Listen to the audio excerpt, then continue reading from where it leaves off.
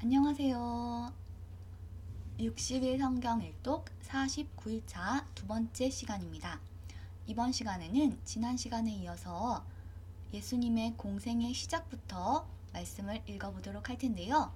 이번 시간에도 지난 시간과 마찬가지로 사복음서의 내용을 왔다 갔다 하면서 시간의 순서에 따라 읽어보도록 하겠습니다.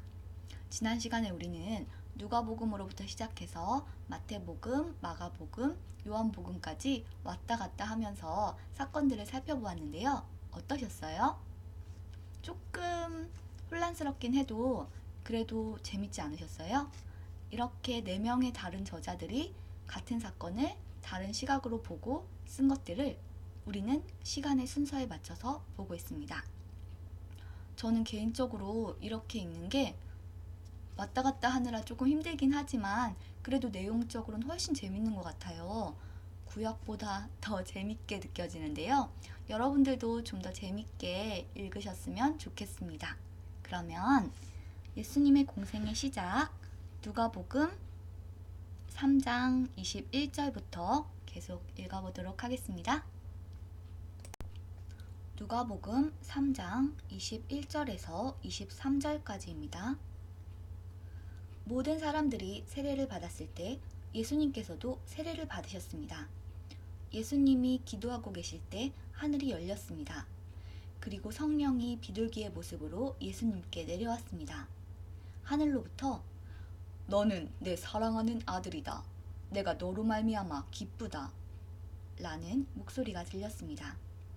예수님께서 일을 시작하신 때는 30세쯤이었습니다. 마태복음 3장 13절에서 17절까지입니다.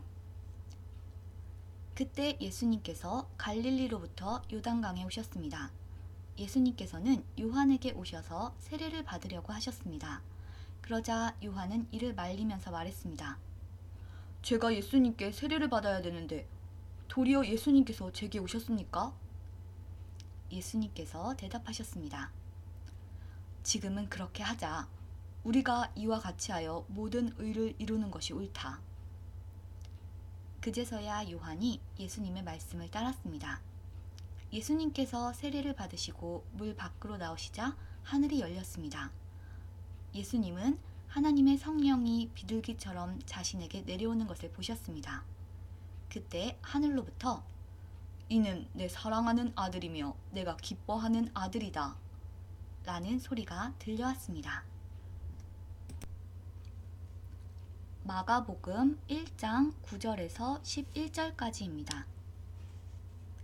그때 예수님께서 갈릴리에 있는 나사렛 마을에서 요단강으로 오셔서 요한에게 세례를 받으셨습니다. 예수님께서 물에서 나오실 때 하늘이 열리는 것을 보셨습니다. 그리고 성령님께서 비둘기처럼 자신에게 내려오는 것을 보셨습니다. 하늘에서 너는 내 사랑하는 아들이다. 내가 너로 말미암아 매우 기쁘다. 라고 말하는 소리가 들렸습니다. 누가복음 4장 1절에서 13절까지입니다. 예수님께서 성령이 충만하여 요단강에서 돌아오셨습니다. 그리고 성령에 이끌려 광야로 가셨습니다. 그리고 40일 동안 마귀에게 시험을 받으셨습니다. 그동안에 아무것도 드시지 않아 그 기간이 끝났을 때에 배가 매우 고프셨습니다. 마귀가 예수님께 말했습니다. 만약 당신이 하나님의 아들이거든 이 돌을 빵으로 만들어 보시오. 예수님께서 대답하셨습니다. 성경에 사람이 빵으로만 살 것이 아니다 라고 쓰여 있다. 마귀는 예수님을 데리고 세계의 모든 나라들을 보여주었습니다. 마귀가 말했습니다. 내가 이 모든 권세와 영광을 주겠소. 이것은 모두 내게 넘어온 것이니 내가 원하는 사람에게 줄 수 있소. 내게 엎드려 절하면 이 모든 것이 당신의 것이 될 것이요. 예수님께서 대답하셨습니다. 성경에 주 너의 하나님을 예배하고 오직 그분만을 섬겨라 라고 쓰여 있다. 마귀가 예수님을 예루살렘으로 데리고 가서 성전 꼭대기에 세우고 말했습니다. 만일 당신이 하나님의 아들이거든 여기서 뛰어내리시오. 성경에 이렇게 쓰여 있소. 그가 너를 위하여 천사에게 명령하여 너를 지킬 것이다. 그들의 손으로 너를 붙들어 내 발이 바위 위에 부딪히지 않게 할 것이다. 예수님께서 대답하셨습니다. 성경에 주 너의 하나님을 시험하지 마라 고 쓰여 있다. 온갖 시험을 마친 마귀는 더 좋은 기회를 노리려고 잠시 동안 예수님을 떠나갔습니다. 마태복음 4장 1절에서 11절까지입니다. 그 후 예수님께서는 성령에 이끌려 광야로 가셔서 마귀에게 시험을 받으셨습니다.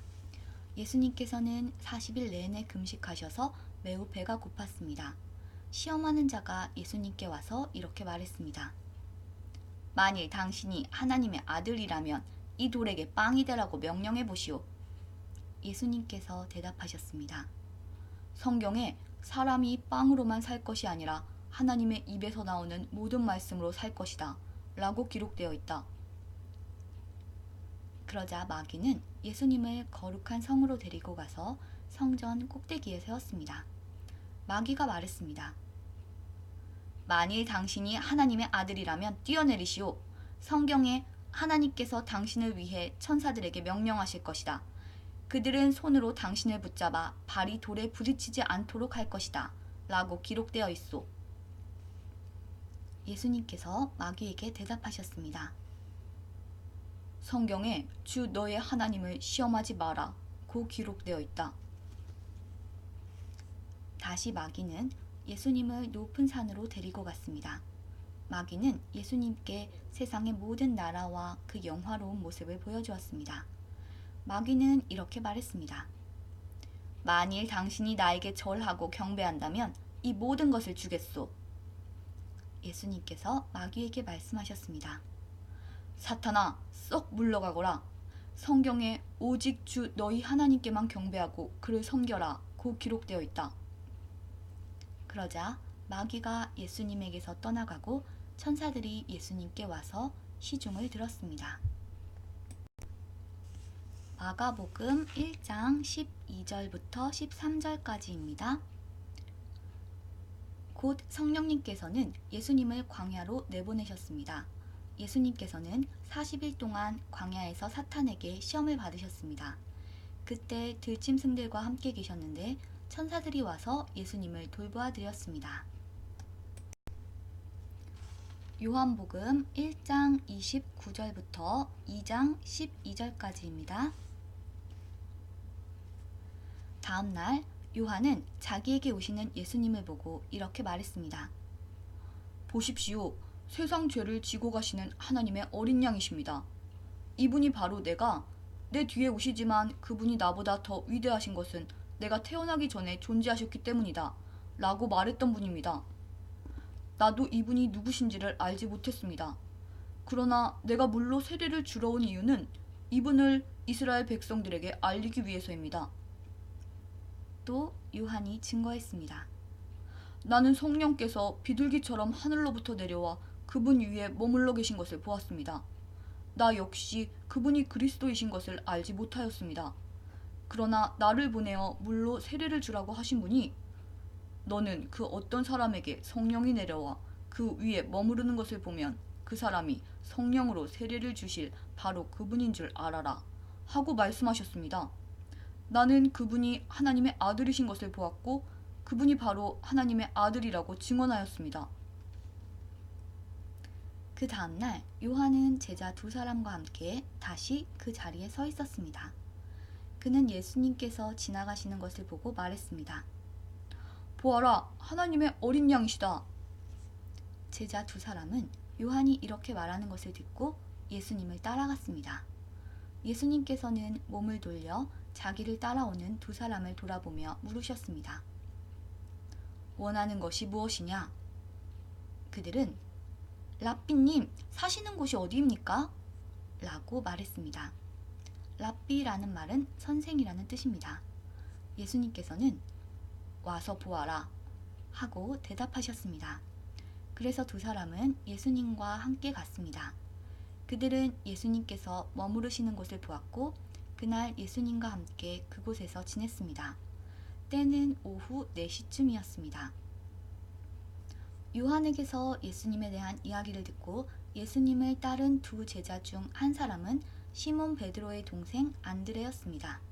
안드레가 첫 번째 한 일은 그의 형 시몬을 찾은 일이었습니다. 그는 시몬에게 우리가 메시아를 찾았어! 라고 말했습니다. 메시아란 그리스도를 가리키는 말입니다. 그리고 나서 안드레는 시몬을 예수님께 데려왔습니다. 예수님께서는 시몬을 보시고 얘가 요한의 아들 시몬이구나. 이제 너를 게바라고 부르겠다. 라고 말씀하셨습니다. 게바란 베드로란 뜻입니다. 다음날 예수님께서는 갈릴리로 가기를 원하셨습니다. 예수님께서는 빌립을 만나시자 그에게 나를 따라오너라 하고 말씀하셨습니다. 빌립은 안드레와 베드로와 같은 동네인 벳세다 사람이었습니다. 빌립은 나다나엘을 만나고는 그에게 이렇게 말했습니다. 모세가 율법책에 썼고 예언자들도 기록한 그분을 우리가 찾았다. 나사렛 사람 요셉의 아들 예수님이 바로 그분이시다. 그러나 나다나엘은 빌립에게 나사렛에서 뭐 좋은 것이 나올 수 있겠는가? 라고 말했습니다. 빌립은 와서 보아라! 하고 대답했습니다. 예수님께서는 나다나엘이 자기에게 오는 것을 보시고 여기 참 이스라엘 사람이 있다. 이 사람에게는 거짓된 것이 하나도 없다. 라고 말씀하셨습니다. 나다나엘은 예수님께 저를 어떻게 아십니까? 하고 물었습니다. 예수님께서 대답하셨습니다. 빌립이 너를 부르기 전 내가 무화과 나무 아래에 있는 것을 내가 보았다. 나다나엘은 예수님께 선생님, 당신은 하나님의 아들이시며 이스라엘의 왕이십니다. 라고 대답했습니다. 예수님께서는 나다나엘에게 내가 무화과 나무 아래에 있는 것을 내가 보았다고 말해서 나를 믿느냐? 그러나 너는 그것보다 더 큰 일을 보게 될 것이다. 라고 대답하셨습니다. 그리고 그들에게 내가 너희에게 진리를 말한다. 너희는 하늘이 열리고 하나님의 천사들이 인자 위에서 오르락 내리락 하는 것을 보게 될 것이다. 라고 말씀하셨습니다. 3일째 되던 날에 갈릴리에 있는 가나라는 마을에서 결혼식이 열렸습니다. 예수님의 어머니도 결혼식에 참석하였고 예수님과 그분의 제자들도 결혼식에 초대받았습니다.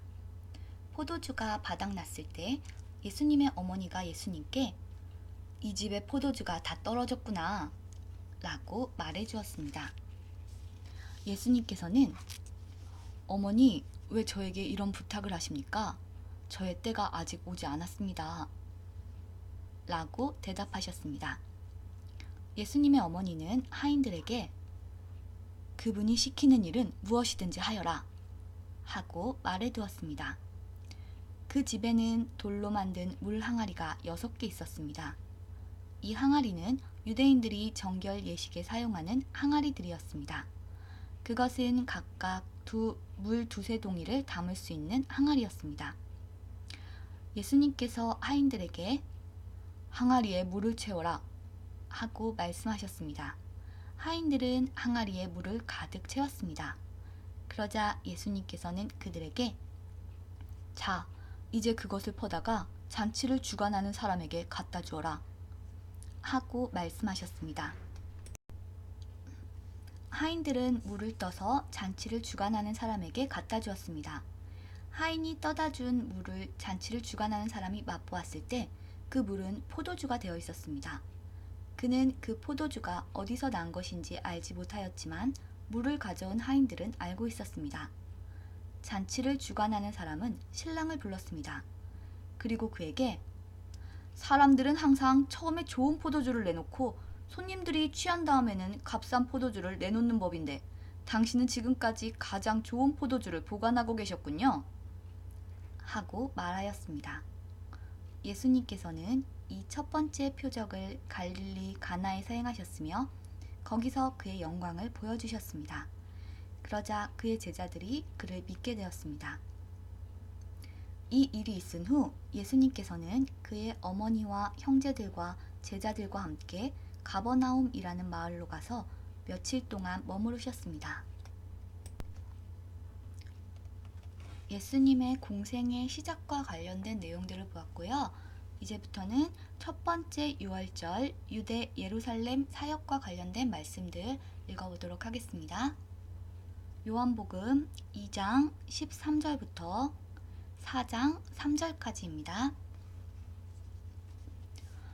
유대의 명절인 유월절이 가까워오자 예수님께서는 예루살렘으로 올라가셨습니다. 예수님께서는 성전 뜰 안에서 소와 양과 비둘기를 팔고 있는 사람들과 또 상에 앉아서 돈을 바꿔주는 사람들을 보셨습니다. 예수님께서는 끈으로 채찍을 만들어 양과 소를 비롯하여 모든 짐승을 성전 뜰에서 쫓아내셨습니다. 예수님께서는 돈 바꿔든 사람들의 상을 뒤엎으시고 그 사람들의 돈을 흐트러뜨리셨습니다. 그리고 비둘기를 파는 사람들에게 명령하셨습니다. 이것들을 여기서 치워라. 내 아버지의 집을 시장터로 만들지 마라. 이때 제자들은 성경에 주님의 집에 대한 나의 열심이 불처럼 나를 삼켜버렸다 라고 기록된 것을 생각하였습니다. 유대인들은 예수님께 당신은 당신에게 이런 일들을 행할 권리가 있다는 것을 증명할 무슨 표적을 행할 수 있습니까? 하고 물었습니다. 예수님께서는 이 성전을 허물어라. 그러면 내가 3일 만에 이것을 다시 세우겠다. 라고 대답하셨습니다. 그러자 유대인들은 이 성전을 건축하는데 46년이 걸렸는데 당신이 3일 만에 다시 세우겠다는 겁니까? 라고 반문했습니다. 그러나 예수님께서 말씀하신 성전은 그분 자신의 몸을 가리키는 것이었습니다. 예수님께서 죽은 자들 가운데서 부활하신 후에 그분의 제자들은 예수님께서 이렇게 말씀하신 것을 기억하였고 그들은 성경과 예수님께서 하신 말씀을 믿었습니다. 예수님께서 예루살렘에 계시는 유월절 기간 동안 많은 사람들이 그분이 행하시는 표적을 보고 예수님을 믿었습니다. 그러나 예수님께서는 모든 사람을 알고 계셨기 때문에 자기 자신을 그 사람들에게 맡기지 않으셨습니다. 예수님께서는 사람들의 마음속에 무엇이 들어있는지 알고 계셨기 때문에 사람에 대해서 어느 누구의 증언이 필요가 없었습니다. 바리새인들 중에 니고데모라는 사람이 있었습니다. 그는 유대 공의회 의원 중 한 사람이었습니다. 어느 날 밤 니고데모가 예수님을 찾아왔습니다. 그는 선생님, 우리는 당신이 하나님께로부터 오신 선생님이라는 것을 압니다. 하나님께서 함께 하시지 않는다면 아무도 선생님께서 하셨던 일들을 행할 수 없습니다. 라고 말했습니다. 예수님께서 대답하셨습니다. 내가 너에게 진리를 말한다. 누구든지 다시 태어나지 않으면 하나님의 나라를 볼 수 없다. 니고데모가 예수님께 물었습니다. 사람이 이미 나이가 많아 어른이 되었는데 어떻게 다시 태어날 수 있겠습니까? 어머니의 태 안에 다시 들어가 2번씩이나 태어날 수 있겠습니까? 예수님께서는 이렇게 대답하셨습니다. 내가 너에게 진리를 말한다. 누구든지 물과 성령으로 태어나지 않는다면 그 사람은 하나님 나라에 들어갈 수 없다. 사람이 육체적으로는 그의 부모로부터 태어나지만 영적으로는 성령으로부터 태어난다. 내가 너에게 다시 태어나야 한다 라고 말한 것에 대해 너무 놀라지 마라. 바람은 제 마음대로 부는 법이다. 너는 바람 부는 소리는 듣지만 그 바람이 어디서부터 와서 어디로 가는지는 알지 못한다. 성령으로 다시 태어나는 모든 사람도 이와 같다. 니고데모는 이런 일이 어떻게 가능할 수 있습니까? 라고 물었습니다. 예수님께서 대답하셨습니다. 너는 이스라엘의 선생인데도 이 일들을 이해하지 못하느냐? 내가 너에게 진리를 말한다. 우리는 우리가 아는 것을 말하고 우리가 본 것을 증언한다. 그러나 너희는 우리가 증언한 것을 받아들이지 않고 있다. 내가 너희에게 이 세상의 일들에 대해 말했는데도 너희는 나를 믿지 않는데 내가 너희에게 하늘의 일들을 말한다면 너희가 어떻게 믿겠느냐? 하늘에서 내려온 사람, 곧 인자 외에는 하늘에 올라간 사람이 아무도 없다. 모세가 광야에서 뱀을 높이 들었던 것처럼 인자도 들려야 한다.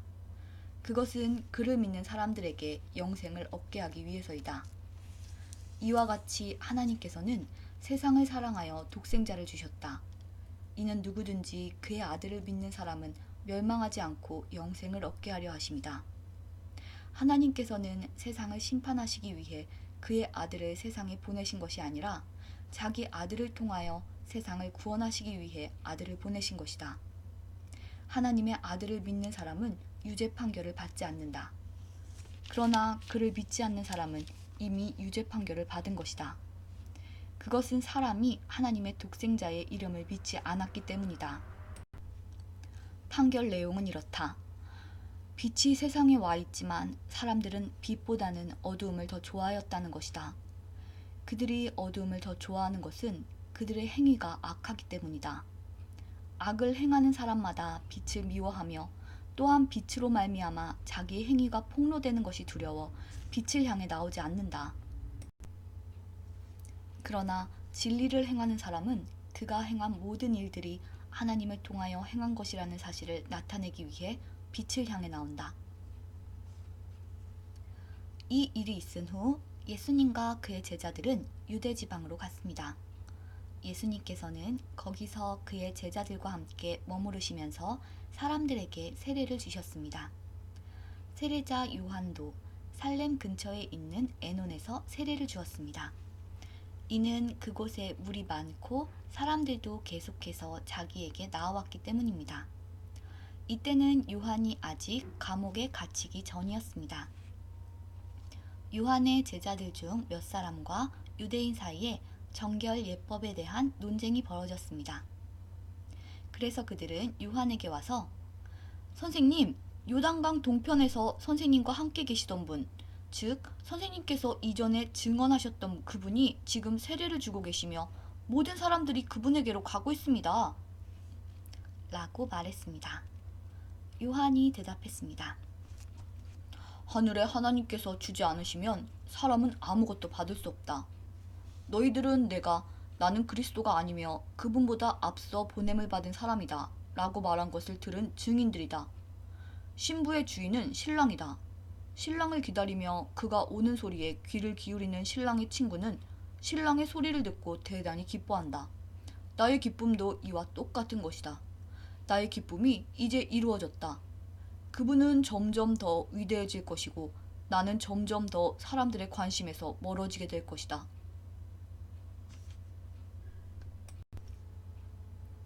위로부터 오신 분은 모든 것 위에 계신 분이다. 땅으로부터 온 사람은 땅에 속하여 땅의 일을 말한다. 그러나 하늘로부터 오신 분은 모든 것 위에 계신 분이다. 그분은 그가 보고 들었던 것을 증언하신다. 그러나 아무도 그분의 증언을 받아들이지 않는다. 그분의 증거를 받아들이는 사람은 하나님이 참되신 분이라는 사실을 인정한다. 하나님께서 보내신 그분은 하나님의 말씀을 전하신다. 하나님께서는 그분에게 성령을 한없이 주셨다. 아버지는 아들을 사랑하셔서 모든 것을 그의 손에 맡기셨다. 아들을 믿는 사람은 영생이 있지만 아들을 거역하는 사람은 생명을 보지 못하고 도리어 그에게 하나님의 진노가 있을 것이다. 바리새인들은 예수님께서 요한보다 더 많은 사람을 제자로 삼고 세례를 준다는 소문을 들었습니다. 그러나 사실 예수님께서 직접 사람들에게 세례를 주신 것이 아니라 제자들이 세례를 준 것이었습니다. 예수님께서는 바리새인들이 자기에 대하여 이야기하고 있다는 것을 아시고 유대를 떠나 다시 갈릴리로 가셨습니다. 누가복음 3장 19절에서 20절입니다.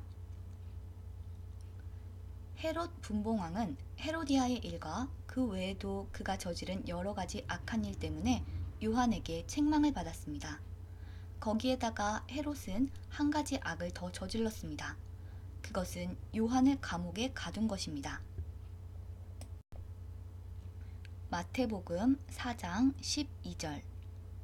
예수님께서 요한이 감옥에 갇혔다는 소식을 들으시고 유대에서 갈릴리로 돌아가셨습니다. 마가복음 1장 14절. 요한이 감옥에 갇힌 뒤 예수님께서는 갈릴리로 가셔서 하나님의 복음을 전하셨습니다. 요한복음 4장 4절에서 42절입니다. 갈릴리로 가려면 사마리아 지방을 거쳐가야만 했습니다. 예수님께서는 사마리아에 있는 수가라는 마을로 들어가셨습니다. 이 마을은 야곱이 자기 아들 요셉에게 주었던 밭에서 그리 멀지 않은 곳에 있었습니다. 그곳에 야곱의 우물이 있었습니다. 예수님께서는 오랜 여행으로 피곤하여 그 우물가에 앉으셨습니다. 그때가 대략 정오쯤이었습니다. 사마리아 여자 한 사람이 물을 기르러 나왔습니다. 예수님께서는 그 여자에게 내게 마실 물 좀 주시오 라고 말씀하셨습니다.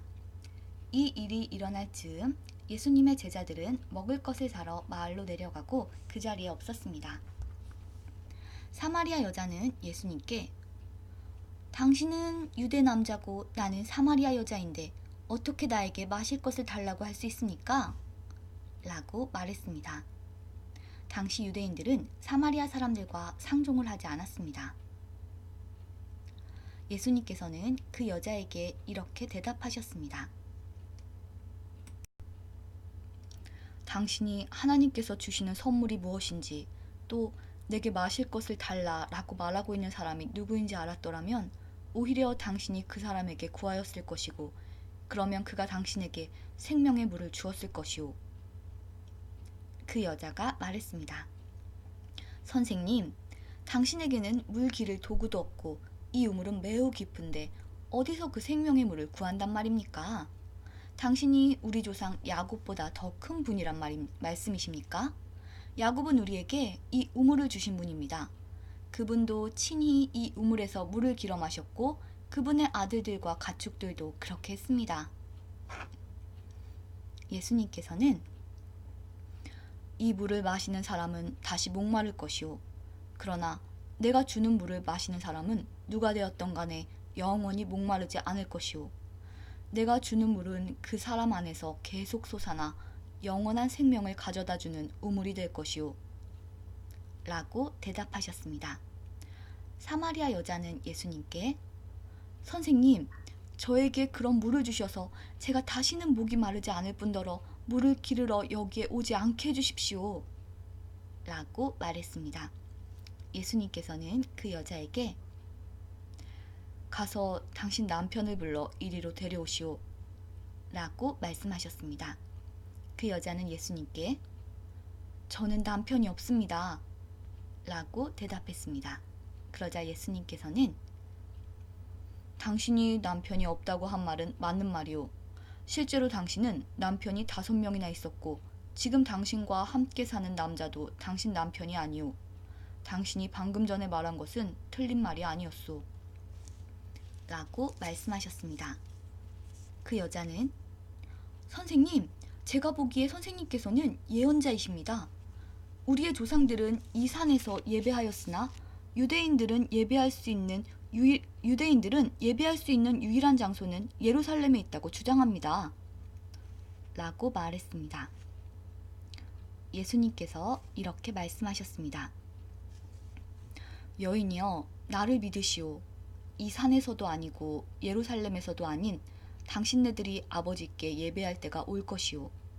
사마리아 사람인 당신네들은 알지 못하는 것을 예배하나 우리 유대인들은 우리가 알고 있는 것을 예배하오. 그것은 구원이 유대인들로부터 나오기 때문이오. 그러나 참되게 예배하는 사람들이 영과 진리로 아버지께 예배할 때가 올 것인데 지금이 바로 그때요. 그리고 하나님께서는 이렇게 예배하는 사람들을 찾고 계시오. 하나님께서는 영이시기 때문에 하나님께 예배하는 사람들은 반드시 영과 진리로 예배해야만 하오. 그 여자는 그리스도라고 불리는 메시아가 오실 것이라는 사실을 알고 있습니다. 그분이 오시면 우리에게 모든 것을 설명해 주실 것입니다. 라고 말했습니다. 그러자 예수님께서 여자에게 말씀하셨습니다. 지금 당신과 이야기하고 있는 내가 바로 그 메시아요. 바로 그때 예수님의 제자들이 마을에서 돌아왔습니다. 그들은 예수님께서 여자와 이야기하고 있는 것을 보고 무척 놀랐습니다. 그러나 아무도 선생님, 무엇을 구하고 계십니까? 라거나 선생님, 무슨 일로 그 여자와 이야기를 하고 계십니까? 라고 묻는 사람이 없었습니다. 그 여자는 물 항아리를 버려두고 마을로 돌아가 사람들에게 말했습니다. 여러분, 이리 와서 내 과거의 일을 다 말해준 사람을 한번 보세요. 이분이 메시아가 아닐까요? 그러자 사람들이 마을에서 나와 예수님께로 왔습니다. 그 사이 제자들은 예수님께 선생님, 음식을 좀 드시지요. 라고 청했습니다. 그러나 예수님께서는 나에게는 너희들이 알지 못하는 먹을 음식이 있다. 라고 대답하셨습니다. 그러자 제자들은 자기들끼리 누가 예수님께 먹을 것을 갖다 드렸을까? 라고 말했습니다. 예수님께서 이들에게 말씀하셨습니다. 나의 음식은 나를 보내신 분의 뜻을 행하고 그분의 일을 완수하는 것이다. 너희들은 넉 달이 지나야 추수 때가 될 것이다 라고 말하지 않느냐? 그러나 나는 너희에게 말한다. 눈을 들어 밭을 보아라. 이미 곡식이 익어 추수할 때가 되었다. 추수하는 사람은 벌써 추수한 대가로 품삯을 받고 영생을 위한 곡식을 추수하는 중이다. 그래서 씨를 뿌린 사람은 추수하는 사람과 함께 기뻐할 수 있게 될 것이다. 그러므로 한 사람은 씨를 뿌리고 다른 사람은 추수한다 라고 하는 말은 진리이다. 나는 너희들이 직접 수고하지 않은 것을 추수하라고 너희들을 보냈다.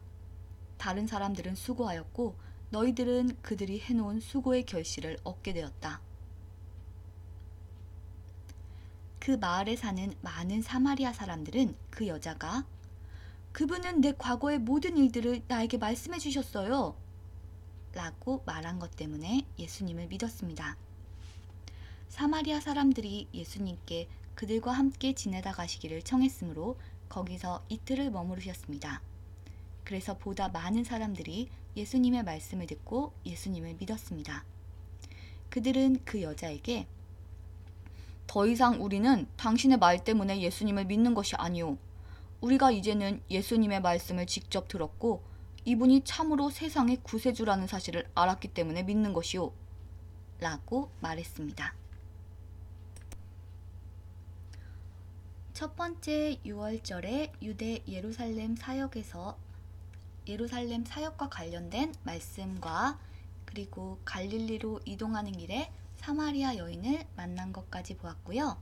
이제부터는 첫 번째 6월절 이후 첫 갈릴리 사역에 관련된 말씀들 읽어보도록 하겠습니다.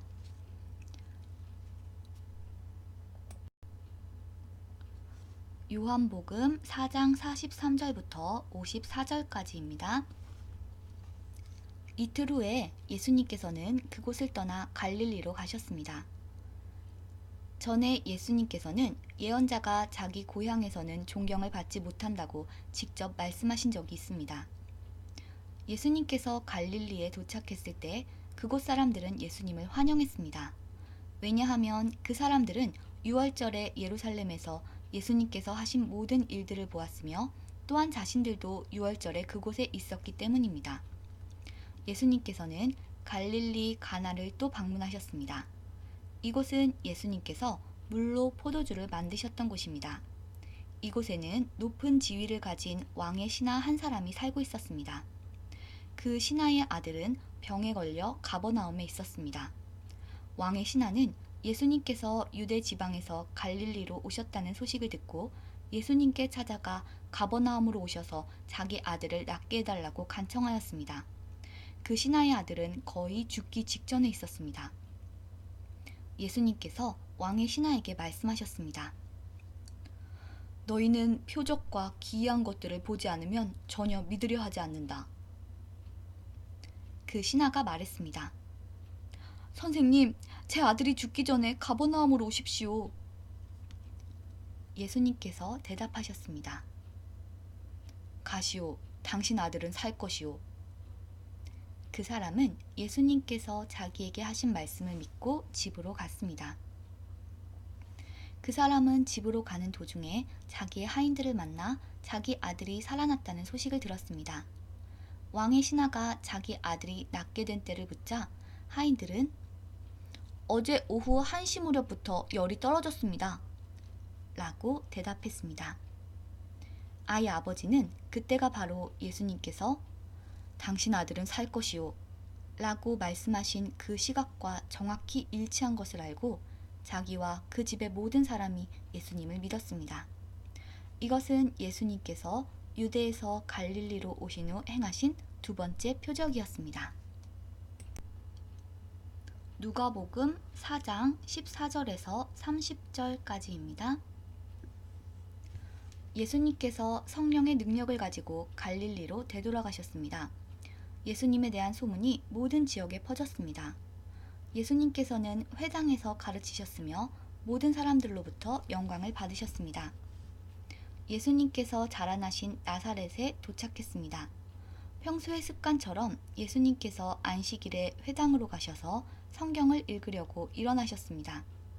예수님께서는 예언자 이사야의 책을 건네받으시고 책을 펴서 이렇게 기록된 곳을 찾아 읽으셨습니다. 주님의 성령이 내게 내리셨다. 이것은 하나님께서 내게 기름을 부으셔서 가난한 자에게 복음을 전파하게 하려는 것이다.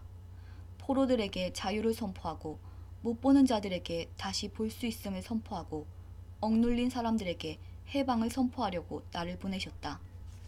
주님의 은혜의 해를 선포하라고 하셨다. 예수님께서 책을 덮으시고 시중 드는 사람에게 되돌려 주신 후 자리에 앉으셨습니다. 회당에 있던 모든 사람들의 눈이 예수님께로 쏠렸습니다. 예수님께서 그들에게 말씀하기 시작하셨습니다. 이 성경 말씀은 오늘 이 말씀을 듣는 사이에 이루어졌다. 모든 사람들이 예수님에 대해 한마디씩 말하였습니다. 그리고 예수님의 입에서 흘러나오는 은혜의 말씀들을 이상하게 생각했습니다. 그러면서 이 사람이 요셉의 아들이 아니냐? 하고 말했습니다. 예수님께서 그들에게 말씀하셨습니다. 나는 당신들이 속담에 빗대어 나에 대해 의사야, 내 자신이나 고쳐라. 당신이 가버나움에서 행한 일을 들었는데 여기 고향에서도 그 일을 한번 해보아라. 고 한 것을 안다. 내가 진정으로 너희에게 말한다. 예언자는 고향에서 환영받지 못한다. 내가 진정으로 너희에게 말한다. 엘리야 시대에 3년 6개월 동안 하늘이 닫혀 온 땅에 가뭄이 몹시 심했을 때 이스라엘에 많은 과부가 있었다. 그러나 엘리야는 이들 가운데 그 누구에게도 보냄을 받지 않았고 오직 시돈 지방의 사렙다에 있는 과부에게만 보내졌다. 또 엘리사 예언자 시대에 이스라엘에는 많은 문둥병 환자가 있었다. 그러나 시리아 사람 나아만 외에는 아무도 깨끗하게 되지 못했다. 회당에 있던 모든 사람들이 이 말을 듣고 몹시 화를 냈습니다. 이 사람들은 들고 일어나 예수님을 마을 밖으로 쫓아냈습니다. 이들은 마을이 세워진 언덕의 벼랑까지 예수님을 끌고 가서 밑으로 밀쳐 떨어뜨리려고 하였습니다. 그러나 예수님께서는 사람들 사이를 지나 갈 길을 가셨습니다. 마태복음 4장 13절에서 17절까지입니다. 예수님께서는 나사렛을 떠나 스불론과 납달리 지역의 갈릴리 호숫가에 있는 가버나움으로 옮기시고 거기서 사셨습니다. 이렇게 하여 예언자 이사야의 말이 이루어졌습니다. 스불론 땅과 납달리 땅, 호수로 가는 길목, 요단강 건너편, 이방 사람들이 사는 갈릴리. 이곳 어둠에 사는 백성들이 큰 빛을 보았다. 죽음의 그늘과 같은 땅에 앉아있는 사람들에게 빛이 비추었다. 이때부터 예수님께서 회개하라, 하늘나라가 가까이 왔다 라고 외치며 전도를 시작하셨습니다. 마가복음 1장 14절에서 15절입니다. 요한이 감옥에 갇힌 뒤 예수님께서는 갈릴리로 가셔서 하나님의 복음을 전하셨습니다. 예수님께서는 때가 되었다. 하나님 나라가 가까이 왔다. 회개하고 복음을 믿어라. 하고 말씀하셨습니다. 누가복음 5장 1절에서 11절까지입니다. 사람들이 예수님께 몰려들어 하나님의 말씀을 듣고 있을 때였습니다. 예수님은 게네사렛 호숫가에 서 계셨습니다. 예수님께서 호숫가에 배 두 척이 놓여 있는 것을 보셨습니다. 어부들은 배에서 내려 그물을 씻고 있었습니다. 예수님께서 그 중 하나인 시몬의 배에 오르셨습니다. 예수님께서 시몬에게 배를 육지로부터 조금 떼어놓으라고 하시고 배에 앉으셔서 사람들을 가르치셨습니다. 말씀을 다 마치시고 예수님께서 시몬에게 말씀하셨습니다. 깊은 데로 가서 그물을 내려 고기를 잡으라.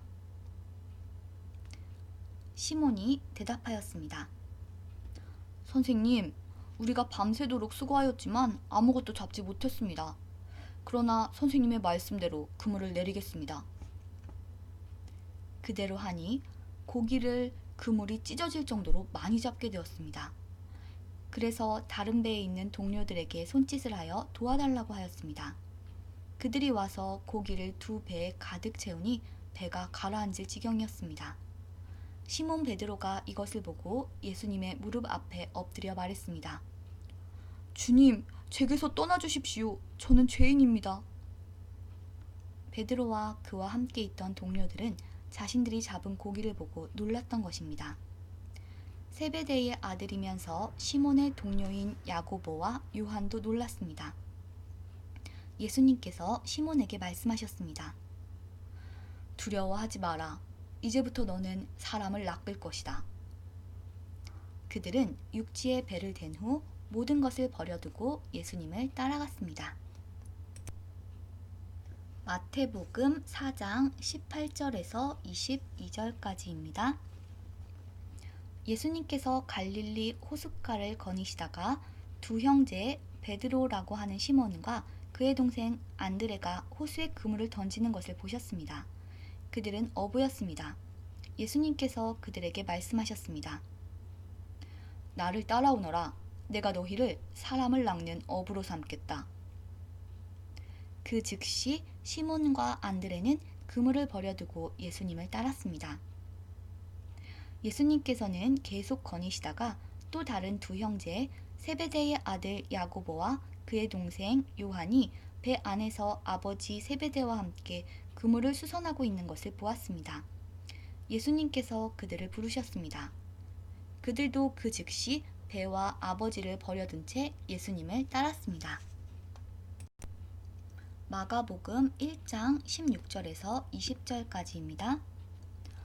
예수님께서 갈릴리 호숫가를 지나가시다가 시몬과 그의 동생 안드레를 보셨습니다. 그들은 어부였는데 호수에 그물을 던지고 있었습니다. 예수님께서 나를 따르라. 내가 너희를 사람을 낚는 어부로 삼겠다. 하고 말씀하셨습니다. 그러자 시몬과 안드레는 얼른 그물을 놔두고 예수님을 따랐습니다. 예수님께서 조금 더 가시다가 세베대의 아들 야고보와 그의 동생 요한을 보셨습니다. 그들은 배에서 그물을 깁고 있었습니다. 예수님께서 그들을 부르시자 그들은 아버지 세베대와 일꾼들을 배에 남겨두고 예수님을 따라 나섰습니다. 누가복음 4장 31절에서 41절까지입니다. 예수님께서는 갈릴리의 가버나움이란 마을로 내려가셔서 안식일에 사람들을 가르치셨습니다. 사람들은 예수님의 가르침에 놀랐습니다. 그것은 예수님의 말씀에 권위가 있었기 때문입니다. 회당에 더러운 귀신의 영에 사로잡힌 사람이 있었습니다. 그가 큰 소리로 외쳤습니다. 나사렛 사람 예수님! 당신이 우리와 무슨 상관이 있습니까? 우리를 없애려고 오셨습니까? 나는 당신이 누군지 압니다. 당신은 하나님의 거룩한 자입니다. 예수님께서 그를 꾸짖으셨습니다. 조용히 하여라. 그리고 이 사람에게서 나와라. 귀신이 그를 사람들 한가운데 쓰러뜨려 놓고 나갔는데 그 사람에게 상처는 입히지 않았습니다. 사람들은 매우 놀라며 서로 말했습니다. 이것이 무슨 말씀인가? 권위와 능력을 가지고 더러운 귀신에게 명령을 하니 그것들이 나가는구나. 예수님에 관한 소문이 그 주위의 모든 지역에 점점 퍼져나갔습니다. 예수님께서 회당을 떠나 시몬의 집으로 들어가셨습니다. 그런데 시몬의 장모가 높은 열로 심하게 앓고 있었습니다. 사람들이 그를 위해 예수님께 부탁을 드렸습니다. 예수님께서 시몬의 장모에게 가까이 다가가 보시고 열병을 꾸짖으셨습니다. 그러자 열이 내리고 장모는 즉시 일어나서 예수님과 제자들을 섬겼습니다. 해가 질 때 사람들은 여러 가지 병을 앓고 있는 사람들을 예수님께로 데리고 왔습니다. 예수님께서 그들 모두에게 손을 얹으시고 고쳐주셨습니다.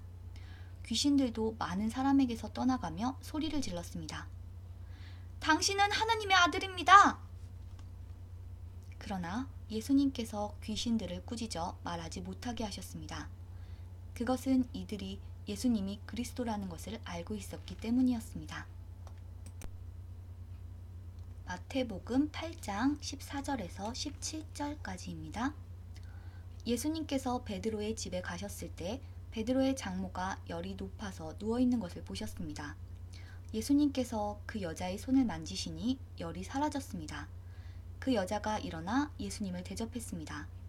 저녁이 되자 사람들이 예수님께 귀신 들린 사람들을 많이 데리고 왔습니다. 예수님께서 말씀으로 귀신을 쫓아내시고 모든 병자들을 고쳐주셨습니다. 이것은 예언자 이사야가 말한 것을 이루려고 하신 것입니다. 그는 우리의 연약함을 짊어지셨고 우리의 질병을 떠맡으셨다. 마가복음 1장 21절에서 34절까지입니다. 예수님과 제자들이 가버나움으로 가셨습니다. 안식일에 예수님께서 회당에 들어가셔서 가르치기 시작하셨습니다. 거기에 있는 사람들이 예수님의 가르침을 듣고 놀랐습니다. 그것은 율법학자들과는 달리 예수님께서는 권위 있는 분처럼 가르치셨기 때문입니다. 회당에 더러운 귀신이 들린 사람이 있었습니다. 그가 소리쳤습니다. 나사렛 예수여! 당신과 우리들이 무슨 상관이 있습니까? 우리를 없애려고 오셨습니까? 나는 당신이 누군지 압니다. 바로 하나님께서 보내신 거룩한 분입니다. 예수님께서 조용히 하고 그 사람에게서 나가거라 하시며 그를 꾸짖었습니다. 그 더러운 귀신이 그 사람에게 발작을 일으켰습니다. 그리고 큰 소리를 지르면서 그 사람에게서 나왔습니다. 사람들은 모두 놀라서 이게 어찌 된 일이냐? 이것은 권위가 있는 새로운 교훈이다. 저 사람이 더러운 귀신에게 명령을 하니 그것들이 복종하는구나. 라고 하며 자기들끼리 서로 물었습니다. 그래서 예수님에 대한 소문이 갈릴리 모든 곳으로 빠르게 퍼져나갔습니다. 예수님과 제자들이 회당에서 나온 뒤에 곧바로 야고보, 요한과 함께 시몬과 안드레의 집으로 갔습니다. 시몬의 장모가 열이 나서 누워 있었습니다. 사람들이 바로 이 사실을 예수님께 말씀드렸습니다. 예수님께서 시몬의 장모에게로 가서 손을 잡고 일으켜 세우셨습니다. 그러자 바로 열이 내렸습니다. 시몬의 장모는 예수님을 섬겼습니다. 그날 저녁 해가 지자 사람들이 모든 병든 사람과 귀신 들린 사람들을 예수님께 데리고 왔습니다. 온 마을 사람들이 문 앞에 모여들었습니다. 예수님께서는 온갖 환자들을 다 고쳐주셨습니다. 그리고 많은 귀신들을 내쫓으셨습니다. 예수님께서는 귀신들에게 아무런 말도 하지 못하도록 하셨습니다. 그것은 그들이 예수님이 누구신지 알고 있었기 때문이었습니다. 누가복음 4장 42절에서 44절까지입니다. 날이 밝자 예수님께서 조용한 곳으로 가셨습니다. 사람들이 예수님을 찾아다니다가 결국 예수님께로 왔습니다. 사람들은 예수님을 자기들에게서 떠나시지 못하도록 곁에 모시려고 하였습니다. 그러나 예수님께서 그들에게 나는 다른 마을에서도 하나님 나라를 전하여야 한다. 내가 이 목적으로 보내심을 받았다. 고 말씀하셨습니다. 예수님은 회당에서 복음을 선포하셨습니다. 마태복음 4장 23절에서 25절까지입니다. 예수님께서 갈릴리 모든 곳을 다니시며 유대인들의 회당 안에서 가르치시고 하늘나라에 대한 기쁜 소식을 전해주셨습니다. 그리고 사람들의 갖가지 병을 고쳐주셨습니다. 예수님에 대한 소문이 시리아 전역으로 퍼졌습니다. 사람들은 병든 사람을 모두 데리고 예수님께 나아왔습니다. 그들은 여러 가지 병으로 고통받고 있었는데 통증에 시달리는 사람, 귀신 들린 사람, 간질병에 걸린 사람, 그리고 중풍에 걸린 사람들이었습니다. 예수님께서 그들을 고쳐주셨습니다. 그리하여 갈릴리, 데가볼리, 예루살렘, 유대, 그리고 요단강 건너편에서 온 많은 사람들이 예수님을 따랐습니다. 마가복음 1장 35절에서 39절까지입니다. 어둠이 채 가시지 않은 아침에 예수님께서 일어나셨습니다. 그리고 조용한 곳으로 가셔서 기도하셨습니다. 시몬과 그의 친구들이 예수님을 찾으러 왔습니다. 그들은 예수님을 찾자 모든 사람들이 선생님을 찾고 있습니다. 라고 말했습니다. 예수님께서 대답하셨습니다. 근처에 있는 다른 마을로 가자. 거기서도 내가 전도할 것이다. 내가 바로 그것을 위해서 왔다.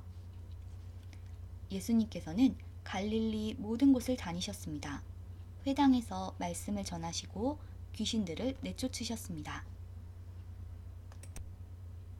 누가복음 5장 17절에서 32절까지입니다. 어느 날 예수님께서 가르치고 계실 때 갈릴리와 유대의 모든 마을과 예루살렘에서 온 바리새파 사람과 율법 학자들도 거기에 앉아 있었습니다.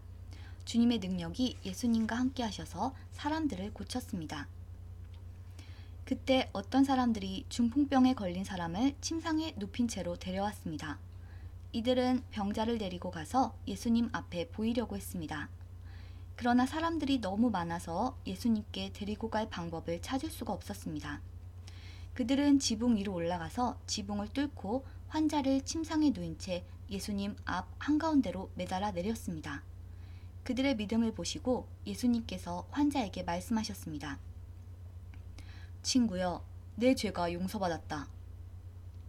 율법 학자들과 바리새파 사람들이 속으로 생각하기 시작했습니다. 이 사람이 누구인데 하나님을 모독하는가? 하나님 외에 누가 죄를 용서할 수 있단 말인가? 예수님께서 그들의 생각을 아시고 그들에게 대답하셨습니다.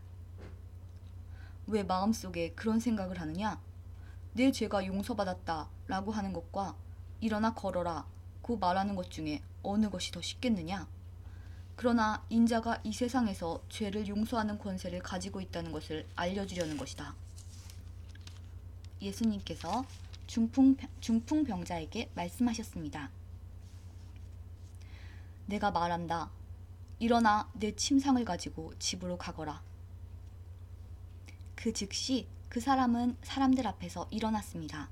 그리고 자신이 누웠던 침상을 들고 하나님께 영광을 돌리며 집으로 돌아갔습니다. 사람들이 놀라움에 사로잡혔습니다. 사람들은 하나님께 영광을 돌리고 두려워하며 말했습니다. 오늘 우리가 신기한 일을 보았다. 그 후에 예수님께서 길을 가시다가 레위라는 세리가 세관에 앉아 있는 것을 보시고 그에게 말씀하셨습니다. 나를 따르라. 레위는 모든 것을 버려두고 일어나 예수님을 따라갔습니다. 레위는 자기 집에서 예수님을 위해 큰 잔치를 베풀었습니다. 거기에는 많은 세리들과 그 밖의 사람들이 함께 음식을 먹고 있었습니다. 바리새파 사람들과 율법 학자들이 예수님의 제자들을 비방하였습니다. 왜 당신들은 세리들과 죄인들과 더불어 먹고 마십니까? 예수님께서 그들에게 대답하셨습니다. 의사가 필요한 사람은 건강한 사람이 아니라 병든 사람이다. 나는 의인을 부르려고 온 것이 아니라 죄인을 불러 회개시키려고 왔다. 마태복음 9장 1절에서 13절입니다. 예수님께서 배를 타시고 호수를 가로질러 고향으로 돌아오셨습니다. 그때 사람들이 중풍병 환자 한 사람을 침상에 누인 채 예수님께로 데려왔습니다. 예수님께서 사람들의 믿음을 보시고 중풍병 환자에게 말씀하셨습니다. 안심하여라, 아들아. 내 죄가 용서받았다. 몇몇 율법학자들이 속으로 말했습니다. 이 사람이 하나님을 모독하는구나. 예수님께서 그들의 생각을 아시고 말씀하셨습니다. 어찌하여 너희가 마음속으로 악한 생각을 하느냐? 내 죄가 용서받았다 라고 하는 것과 일어나 걸어라 하고 말하는 것 중에서 어느 것이 더 쉽겠느냐? 그러나 인자가 땅에서 죄를 용서할 권세를 가지고 있다는 것을 너희에게 보여주기 위함이었다. 그리고 예수님께서 중풍병 환자에게 말씀하셨습니다. 일어나 내 침상을 가지고 집으로 가거라. 그러자 그 사람이 일어나 집으로 갔습니다. 사람들이 이것을 보고 두려워하며 사람에게 이런 권세를 주신 하나님께 영광을 돌렸습니다. 예수님께서 그곳을 떠나 길을 가시다가 마태라는 사람이 세간에 앉아 있는 것을 보셨습니다. 예수님께서 그에게 말씀하셨습니다. 나를 따라오너라. 그러자 마태는 일어나서 예수님을 따라갔습니다. 예수님께서 마태의 집에서 식사를 하실 때였습니다. 많은 세리들과 죄인들이 와서 예수님과 제자들로 더불어 함께 식사를 하고 있었습니다. 바리새파 사람들이 이것을 보고 제자들에게 말했습니다. 어째서 너희 선생님은 세리들과 죄인들하고 함께 어울려 식사를 하느냐? 예수님께서 이 소리를 들으시고 말씀하셨습니다. 건강한 사람은 의사가 필요 없으나 환자들은 의사가 필요하다. 너희는 가서 나는 희생제물보다 자비를 원한다 라는 말씀이 무슨 뜻인지 배워라. 나는 의인을 부르러 온 것이 아니라 죄인을 부르러 왔다. 방금 전에 누가복음에서 나온 세리 레위는 지금 읽은 마태복음에서 나온 세리 마태와 동일 인물입니다. 그러면 계속해서 마가복음 2장 1절에서 17절까지입니다. 여기서도 세리 이름이 레위로 표현되어 있습니다. 동일 인물이에요. 며칠 뒤에 예수님께서 가버나움으로 돌아오셨습니다. 예수님께서 집에 계시다는 소문이 퍼졌습니다. 그러자 많은 사람들이 모여들어 가득 찼습니다. 심지어 문 밖에도 서 있을 곳이 없었습니다. 예수님께서 그들에게 말씀하셨습니다. 4명의 사람들이 예수님께 중풍병 환자를 데리고 왔습니다. 이들은 사람들 때문에 예수님께 들어갈 수가 없었습니다. 그래서 예수님이 계신 곳에 지붕을 뜯어냈습니다. 이들은 뚫어낸 구멍으로 중풍병 환자가 누워있는 침상을 아래로 내렸습니다. 예수님께서 이 사람들의 믿음을 보시고 중풍병 환자에게 말씀하셨습니다. 아들아, 내 죄가 용서되었다. 마침 거기에 율법학자 몇 명이 앉아 있었는데 마음속으로 생각했습니다. 어떻게 이 사람이 저런 말을 하는가? 하나님을 모독하고 있구나. 하나님 외에 누가 죄를 용서할 수 있다는 말인가? 예수님께서는 이 율법학자들이 속으로 생각하는 것을 곧 영으로 아셨습니다. 그래서 그들에게 말씀하셨습니다. 어째서 너희가 마음속으로 그런 생각을 하고 있느냐? 이 중풍병 환자에게 내 죄가 용서되었다 라고 말하는 것과 일어나서 침상을 가지고 걸어라 하고 말하는 것 중에 어느 것이 더 쉽겠느냐? 그러나 인자가 세상에서 죄를 용서할 수 있는 권세가 있다는 것을 너희에게 보여주려고 그랬다. 예수님께서 중풍병 환자에게 말씀하셨습니다. 내가 네게 말한다. 일어나 침상을 가지고 집으로 가거라. 중풍병자는 일어나 침상을 들고 모든 사람이 보는 앞에서 걸어 나갔습니다. 사람들이 놀라서 하나님께 찬송을 드렸으며 우리는 이와 같은 일을 본 적이 없다 라고 말하였습니다. 예수님께서 다시 호수로 가셨습니다. 많은 사람들이 예수님께 나아왔고 예수님께서는 그들을 가르치셨습니다. 예수님께서 호숫가를 걸으시다가 알페오의 아들 레위가 세관에 앉아 있는 것을 보셨습니다. 예수님께서 그에게 말씀하셨습니다. 나를 따라오너라. 그러자 레위는 일어나서 예수님을 따랐습니다. 예수님께서 레위의 집에서 식사를 하고 계실 때였습니다. 여러 세리들과 죄인들이 예수님과 그 제자들과 함께 식사를 하고 있었습니다. 왜냐하면 이런 사람들이 예수님을 많이 따랐기 때문입니다. 바리새파 율법학자들이 예수님께서 세리들과 죄인들과 함께 식사하시는 것을 보고 제자들에게 물었습니다. 어째서 너희 선생님은 세리와 죄인들과 먹고 마시느냐? 예수님께서 이 말을 들으시고 그들에게 말씀하셨습니다. 건강한 사람에게는 의사가 필요 없고 병든 사람에게 의사가 필요한 것이다. 나는 의로운 사람을 부르러 온 것이 아니고 죄인들을 부르러 왔다. 같은 사건을 세 가지 말씀을 통해 보았고요. 이번에는 또 금식에 관련된 사건을 세 가지 말씀을 통해 보겠습니다. 먼저 누가복음 5장 33절에서 39절까지입니다. 사람들이 예수님께 말했습니다. 요한의 제자들은 자주 금식하고 기도를 합니다. 바리새파 사람들도 이같이 합니다. 그런데 당신의 제자들은 항상 먹고 마시는군요. 예수님께서 이들에게 말씀하셨습니다. 신랑이 결혼잔치에 손님들과 함께 있는데 이들에게 금식하라고 할 수 없지 않느냐? 그러나 그들이 신랑을 빼앗길 때가 올 텐데 그때는 금식할 것이다. 예수님께서 이들에게 비유를 말씀하셨습니다. 아무도 새 옷에서 한 조각을 떼어내어 낡은 옷에 붙이지 않는다. 만일 그렇게 하면 새 옷은 찢어지고 새 옷에서 떼어낸 그 조각이 낡은 옷에 어울리지도 않을 것이다. 아무도 새 포도주를 낡은 가죽 부대에 넣지 않는다. 만일 그렇게 하면 새 포도주가 그 가죽 부대를 터뜨려서 포도주는 쏟아지고 가죽 부대도 망가질 것이다. 새 포도주는 새 가죽 부대에 넣어야 한다. 아무도 묵은 포도주를 마시고 나서 새 포도주를 원하지 않는다. 왜냐하면 묵은 포도주가 더 좋다라고 하기 때문이다. 마태복음 9장 14절에서 17절까지입니다. 그때 요한의 제자들이 예수님께 와서 말했습니다. 우리들과 바리새파 사람들은 자주 금식을 하는데 왜 선생님의 제자들은 전혀 금식을 하지 않습니까? 예수님께서 이들에게 대답하셨습니다. 결혼식에 참석한 사람들이 신랑과 함께 있을 때 슬퍼할 수 있느냐?